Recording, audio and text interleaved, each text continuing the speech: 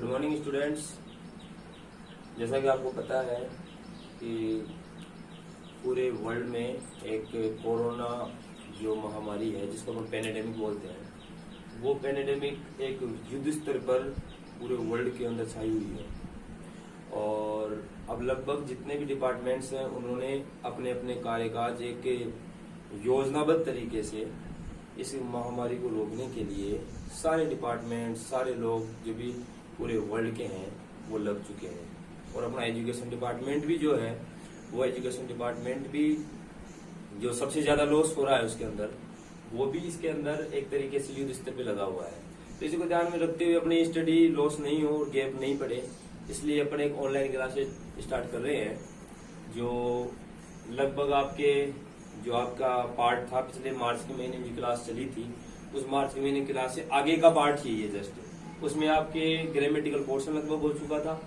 और ये rainbow book है, आपकी पनोरमा बुक स्टार्ट थी उस टाइम पे।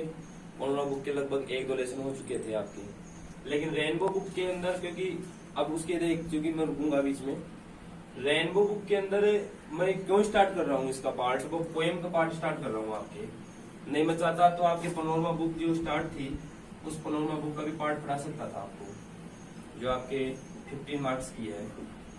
लेकिन उसका एक रीजन है नहीं पढ़ाने का, क्योंकि 15 नंबर का जो ये टॉपिक है उसमें एक वर्ड टू वर्ड उसके सिनोनिम बताने पड़ते हैं। वर्ड टू वर्ड उसके अंदर अपन एक मीनिंग बताना पड़ता है, उसका स्पेलिंग बताना पड़ता है, क्या उसका ट्रांसलेशन है। तो बुक लेकर वो पॉसिबल नहीं है, क्योंकि अपने यहाँ पर इतनी मूलभूत आवश्यकता तो है नहीं, प्रोजेक्टर वगैरह की सुविधा है नहीं।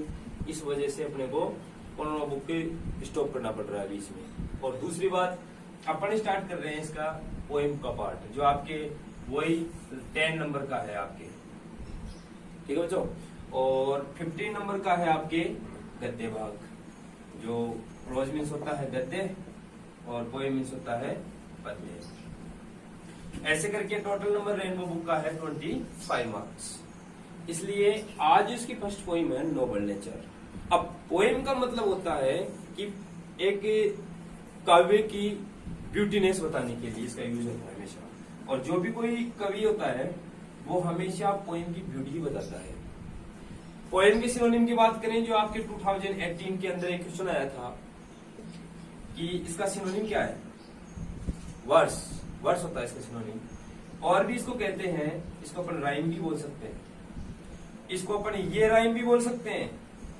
ये इसके सारे सिनोनिम हो गए। और एक सिनोनिम अपन भूल रहे हैं, वो जो सबसे इंपॉर्टेंट है, ये पोएट्री। तो लगभग देखो 1 2 3 4 5 स्पेलिंग्स इसकी सिनोनिम जो अपन कह सकते हैं वो पोएम के हैं।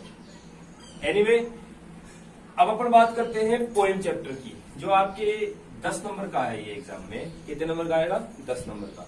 अब 10 नंबर के एग्जाम में जब आएगा ये, तो इसके अंदर अपने को फर्स्ट पोएम ये है नोबल नेचर। अब इस नोबल नेचर को स्टार्ट करने से पहले मैं आपको कुछ चीजें बता रहा हूँ, क्योंकि ये ध्यान रखना, एक आपको हिंदी लैंग्वेज में बता रहा हूँ, इंग्लिश में खैर इसको फिगर्स कहते हैं, बट हिंदी में उसको अलंकार कहते हैं। और आपको अलंकार का मतलब पता है क्या होता है? जो काव्य की शोभा बढ़ाता है उसको अलंकार कहते हैं। क्योंकि ये अपन पढ़ रहे हैं पोइम्स, और पोएम्स का मतलब होता है काव्य की सुंदरता या काव्य, पोएम का मतलब काव्य। और इसके अंदर कुछ एलिमेंट्स हैं, लिटरेरी टर्म्स जिसको अपन बोलते हैं। वो लिटरेरी टर्म्स ऐसे हैं जो काव्य की शोभा बढ़ाने का काम करते हैं, उसको अपन लिटरेरी टर्म्स बोलते हैं। Literary terms. अब लिटरेरी टर्म्स हर काव्य के अंदर होना जरूरी है। लिटरेरी टर्म्स मतलब साहित्यिक बिंदु कुछ। जैसे मैं पहला बात करूं, ये पोएम पढ़ा, ध्यान रखना मैं इस पोएम को नहीं पढ़ा रहा हूं अभी। इस पोएम से रिलेटेड आपको कुछ लिटरेरी टर्म्स, एक साहित्यिक शब्दावली के बारे में बता रहा हूं। और साहित्यिक शब्दावली क्या है, क्योंकि अपन कोई भी कार्य स्टार्ट करते हैं तो भाई 1 से लेके 10 नंबर की 10 सीढ़ियां होती है। और 10 सीढ़ियों के अंदर अपन क्या करते हैं कि 1 2 3 4 स्टेप बाय स्टेप चढ़ते जाते हैं। ऐसा तो है नहीं कि अपन कोई 1 नंबर की सीढ़ी से चढ़ेंगे तो अपन डायरेक्ट उसको जंप करके अपन 5 नंबर पे पहुंच जाए। अगर ऐसा करेंगे अपन तो 5वें नंबर से ये अपन डायरेक्ट अपमिल्स होके आएंगे। तो ये क्या है, ये रीजन है कि साहित्यिक जो इसकी टर्म्स है, साहित्यिक इसको अपन ब्यूटी भी कह सकते हैं, साहित्यिक सुंदरता भी कह सकते हैं अपन इसको।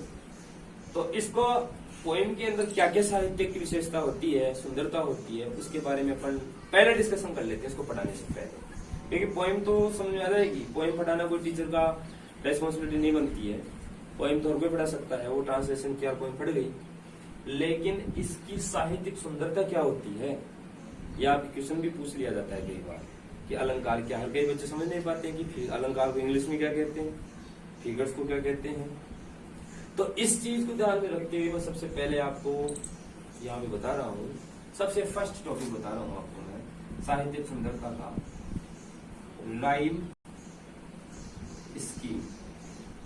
ध्यान रखना, स्कीम की स्पेलिंग होती है राइम स्कीम। अब राइम स्कीम के अंदर इसका मतलब क्या होता है, लय या तुक, ये मतलब होता है इसका। अब मैं एक बात बताता हूं आपको, राइम स्कीम एक होती है रिदम वाली, और एक राइम स्कीम होती है इसके अंदर कोई भी राइम स्कीम, एक होती है राइम स्कीम खुद आती है जिसके अंदर लय हो। अपन कोई भी गाना गाते हैं उसमें लय होती है, लय का मतलब होता है तुक। ऑब्वियसली मैं हिंदी की बात कर लेता हूँ, जैसे कोई दोहा है, रही मन धागा प्रेम का मत तोड़ो छिटकाय, तो उसमें देखो लास्ट में क्या आ रहा है, छिटकाय, राइट। टूटे से फिर ना मिले, मिले गांठ पड़ जाए, तो फिर उसमें ये क्या आ गया, पड़ जाए, छिटकाय। तो देखो इसमें भी काय है, तो इसको अपन क्या बोलेंगे, ए। अब देखो आई, इसकी जैसी मात्रा इसमें आ रही है, मतलब दोनों की रिदम क्या है, बिल्कुल सेम है।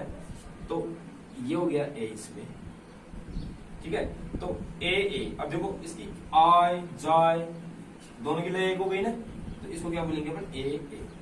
और एग्जाम्पल वैसे ही सेम टू सेम आपके इंग्लिश में भी आता है। अब आपके सामने ठीक ये एक इंस्टेंस है, ये एग्जाम्पल है, जिस एग्जाम्पल के अंदर मैं आपको बता रहा हूं कि कौन सी राइम स्कीम किस में है, और आप खुद भी बता सकते हो। देखो जैसे मैं लेता हूं इसका, ट्री बी 3 ईयर, सॉरी एक minute by mistake, tree B year और सीयर, ये किस नजर हो गया, 4 लाइन्स का हो गया। अब मैं यहाँ पे लिख रहा हूँ इसको, देखो लास्ट का वर्ड है ये, आपकी पोएम में बुक खोल के देखना आप, मैंने कहा था बुक रेडी कर लेना, रेनबो के अंदर जो पोएम्स है वो। तो देखो ट्री, लास्ट का वर्ड देखो ट्री, फर्स्ट लाइन हो गई, सेकेंड लाइन कौन सी है, लास्ट का वर्ड कौन सा है, बी, राइट। थर्ड लाइन में लास्ट का वर्ड कौन सा है, ईयर,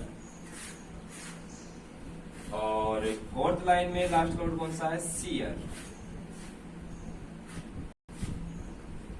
ठीक।